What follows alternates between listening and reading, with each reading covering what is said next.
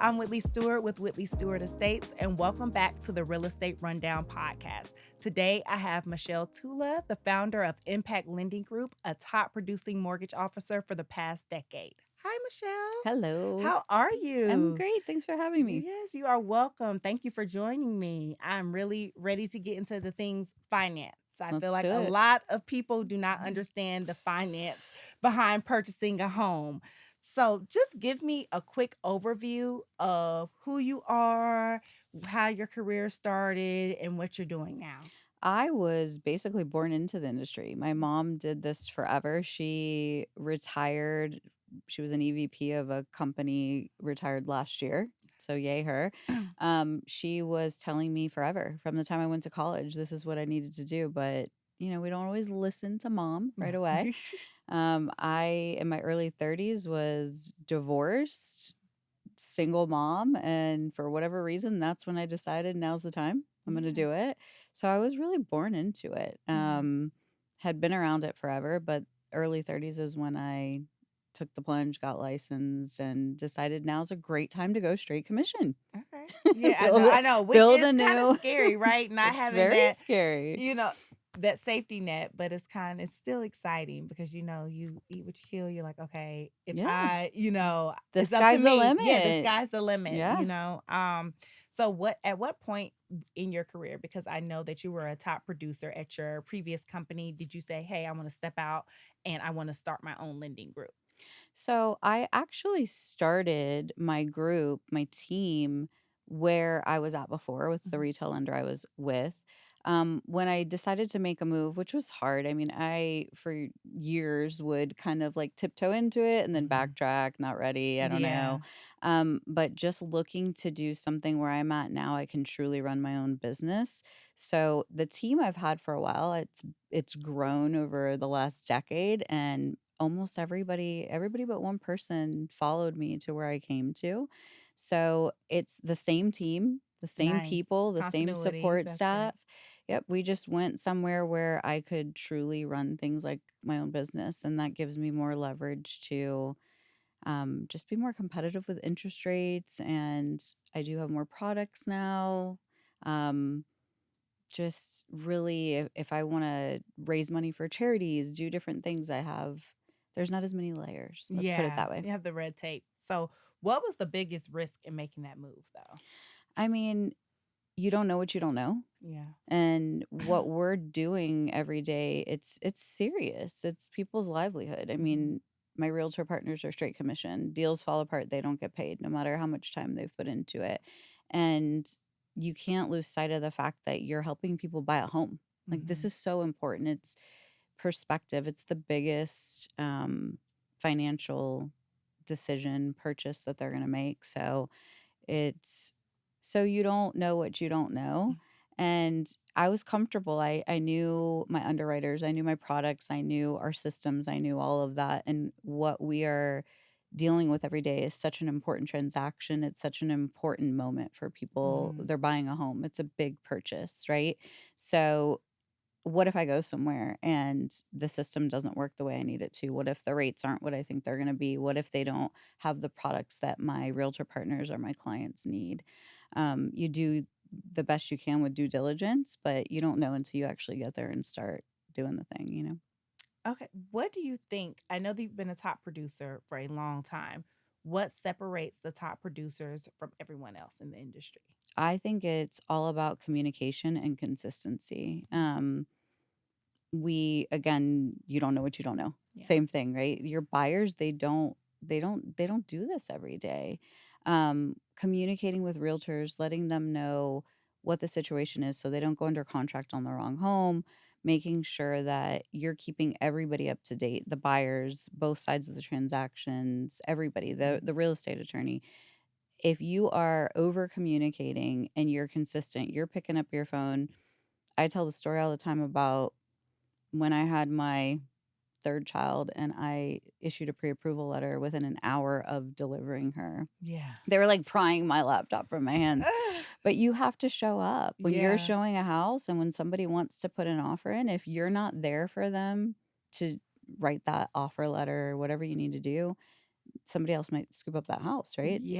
So You have to be consistent. You have to be educated on new products and what's happening in the market. Hmm. I think it's really consistency and communication.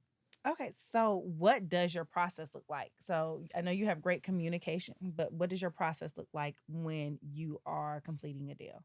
Yeah, so I always start with just a general conversation, introduce myself, answer any questions the client has about me, my team, and just high level what the mortgage process is like. Um, but client applies, and we're going to look at their income, assets, credit, go over everything, and then have a more in-depth conversation now that I have all these factors in front of me, right? What are their goals? So everybody's different. Every structuring of every deal is different. Okay. So how do you win deals in competitive situations? For me, when I did decide to make the move into this, I treated it like a college education. I had Mhm. actually spent, I went to law school for a year, thought I wanted to be a lawyer. Turns out I didn't really like it. Um, when I transitioned to this career, I treated it like I was going to law school or Mhm. medical school. Like I was going to learn everything I could and then maintain that and stay up to date with everything. So when you know your products, when you're not just fixated on the top three that are the most common, Yeah. then you can go in and look at this client, this situation, and you can be competitive because you have all these different options. Everybody thinks interest rate, Yeah. right? That's always the topic. What's your rate? What's your rate? But there is so much more to it than that. Yeah, and I think people think are so stuck on the interest rate. Interest rates fluctuate. You can refinance. There's so many other options, and your when purchasing a home, that shouldn't be the deciding factor of your Mm-mm. interest rate. Yeah. So what are you seeing in the market right now? Speaking of that, that most buyers or even agents that they misunderstand. I think that there are so many lenders out there that know that clients are fixated on interest Hmm. rates. And we're coming off of this like COVID era where Yeah, rates were lower than we ever thought they would be. Never say never, but they probably won't get there again. I think that I doubt that they'll ever get there again. And do we want to go through all that again to get those I rates? think I it's don't know gonna about be that. right. That's the thing that people don't realize. It's like we're in a healthy market. We're in a stabilized and disciplined Mhm. market right now. So Yeah, yeah, there's more equity in the United States than we've ever had before. yeah, But these companies are prying on that. So yeah, they know that people are thinking interest rate. They know yeah, that people are hearing like, oh, sixes, sevens. Like, yeah, wait, where are the threes? Where are the fours? So they're coming in and they are charging all these points and different fees in order to bring the rate down. yeah, But they don't educate you on that, right? They yeah, just kind of throw out, oh, you want the rate? Here's the rate. It's a 4.5. yeah. And then if you were to get to the closing table with those two different lenders, you would see you might be $15,000 to $20,000 more in fees. And in the payment, if you add that into the payment, you could have just paid the higher rate for the Well, 30. not only that, but I mean, you tell me, how often do people stay in a home? Yeah, that I think that's like the trick. Everybody, this is my forever home always, right? Yes, It never yes, is. It never yeah. is. Um, So it's like you paid to have essentially a sexy interest rate. And when you look at the break even, a lot of times it's 20 years. You're not going yeah, to be in that home for 20 years. So yeah, I think right now the biggest thing that I'm seeing that buyers and sometimes realtors too um, are out there, and the biggest misconceptions is go for the lowest rate, but they're yeah, not understanding like what that baggage is that comes along with yeah. it. So, what are smart buyers doing right now? I feel like the biggest thing, I mean, look, other loan officers might cringe when they hear me say this, but they should be shopping and Yeah, looking at different options. yeah, The biggest thing is starting, and this has always been true, as soon as you know that you're in the market, I don't care if it's 6 months from now, 12 months from now, whatever it may be, you need to start talking to a lender then because there are so many things that you might be able to do between now and then to put yourself in the best position mhm, possible, start to kind of look at different options. So I think your smart buyers are the ones that are coming in now, educating themselves and starting early, planning. yeah, Um, so many times people call and it's like, I'm under contract. I don't even know how they got under contract, no Yeah. pre-approval or anything. And it's like, man, if we could have just planned and Yeah. paid a couple of things off, or the opposite, people will pay off a bunch of debt and not pay off the right things. And now Yeah. the money's gone. And And it's like, just call me first, yeah. you know? So tell me about a creative deal that you've recently structured that you made something work that you otherwise wouldn't. So we have products. I'm actually doing a training this week for realtors. You have to be Mhm. certified. Mhm. Um, Lots of different creative tools and things. But my favorite right now is our cash offer Mhm. product. So we have a product where we can go in for pretty much any buyer but an FHA buyer.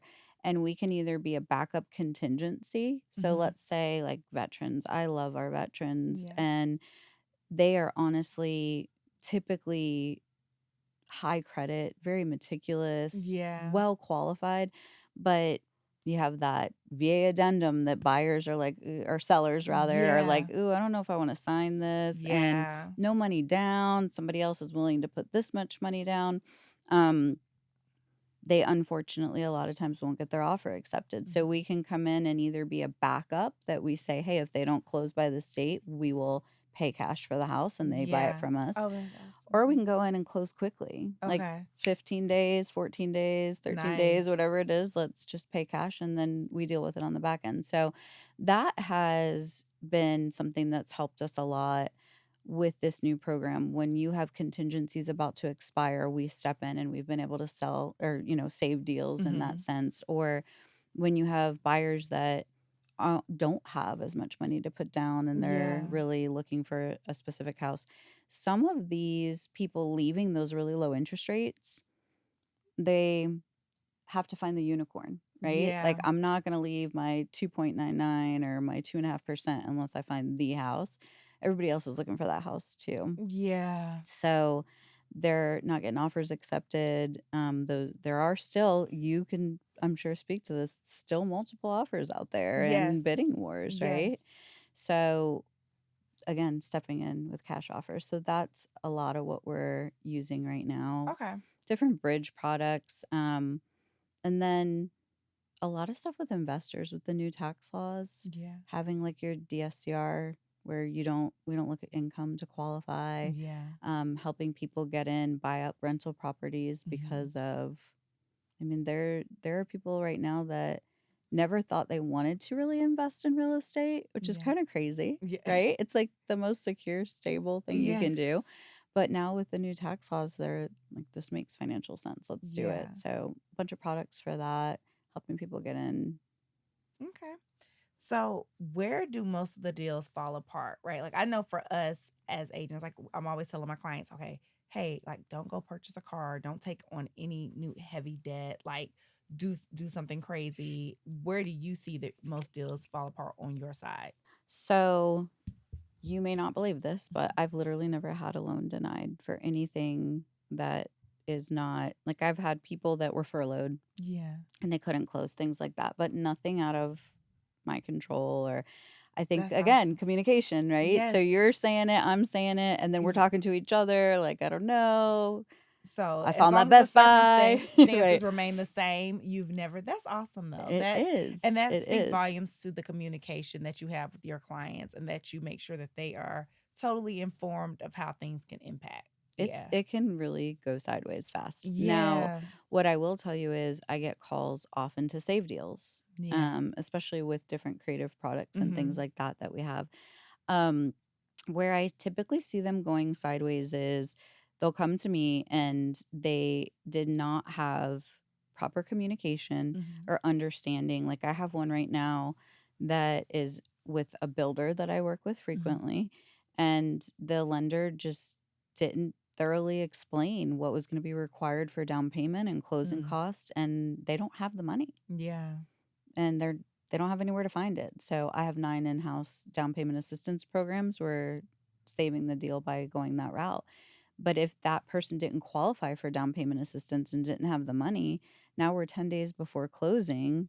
Like, how did we get this Yeah, far? and not It's realize what you need to bring to the They table. didn't have proper Mhm. expectations. I always say I overestimate when I do that. People name babies after me. If Yeah, I underestimate, yeah. then it's not going to go well, right? So, um, I always tell everybody numbers will come down, not by Mhm. thousands. I'm not going to make Yeah, it but prepare. This is right. yeah. Yes, you need that conversation I'm having before you put in an offer on a house. Mm. That should be had, you know? So when you're having these conversations, and we talked about making sure that their agent is explaining that as well, what makes an agent easy to work with from your perspective? Willing to pick up the phone and actually have a conversation with the lender. Yes. It's crazy how many times I'm an agent and I feel that way about you guys. Like no, and that's yeah, wild yes, too, yeah. right? Like I'm like, I am telling people all the time, you know that phones are not just for emailing and yes. texting.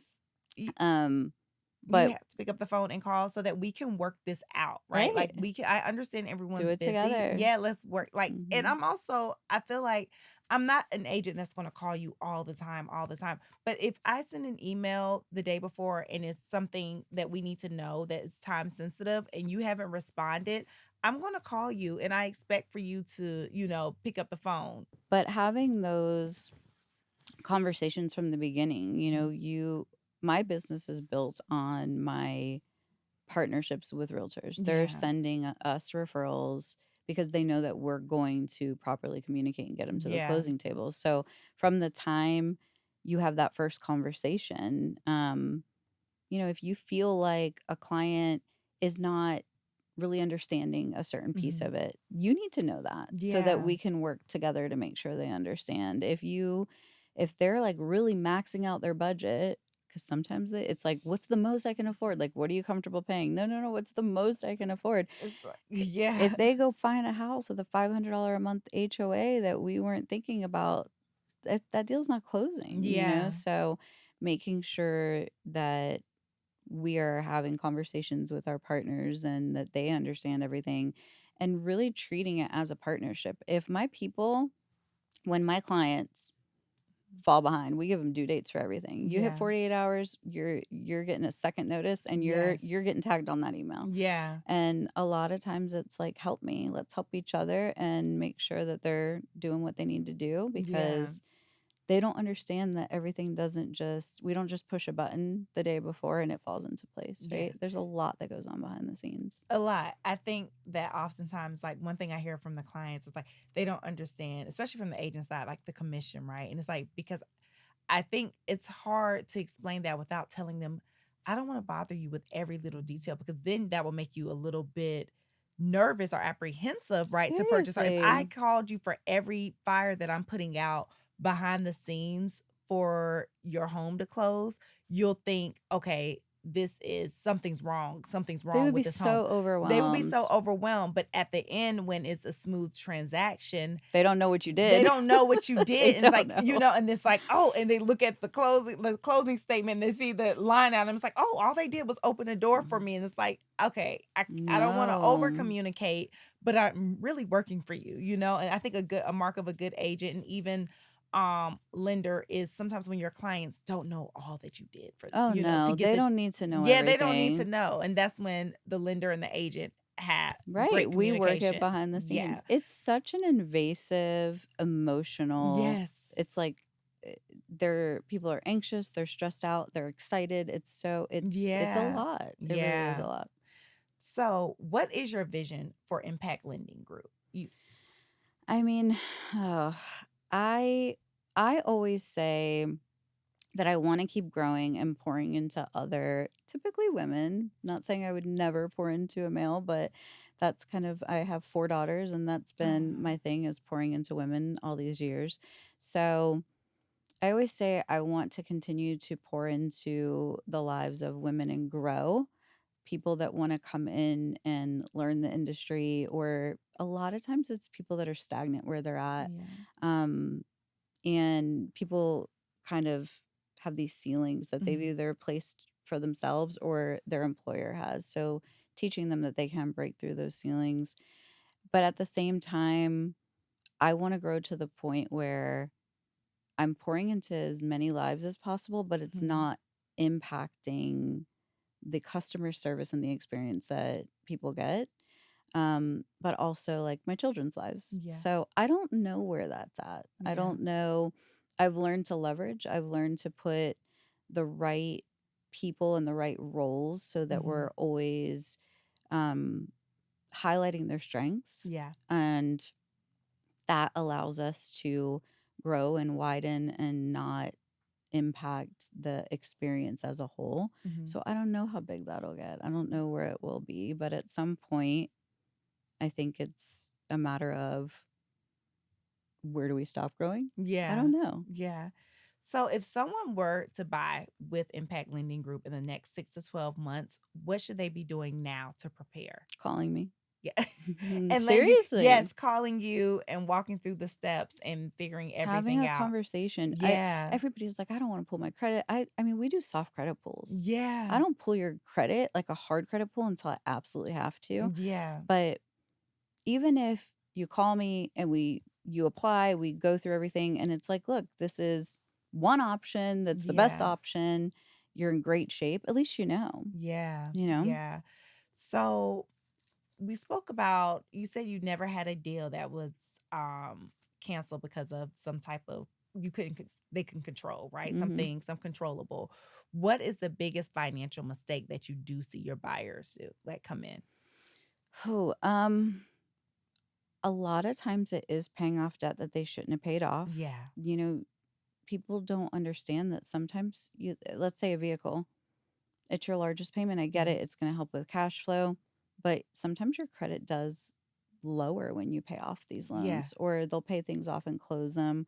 Um, you know, people want to a lot of times sell a home. Hmm. We just talked about how much equity people have these days. Yeah. And I got to put all that into the next home. And they don't look at Yeah. their overall cash flow, and they're Yeah. leveraged and they should be paying off different things. Um, as far as what something that directly impacts the deal, Hmm. it's like you said earlier, applying for, I mean, don't go and I got to get a washer and dryer and they're going to go apply for a new credit, or Yeah. changing their job in the Yeah. middle, things like that. The things you hear about that we tell them don't do, I tell them, like, call me before you sneeze. I Yeah. tell everybody I'm their priest and therapist throughout the whole Yes. process. Like, I just I need to feel like know that with the agent. So it's everything. like, I'm sorry, but I need to know what could affect you. Like what, and what are your needs as a family so that we Hmm. can serve you best, you know?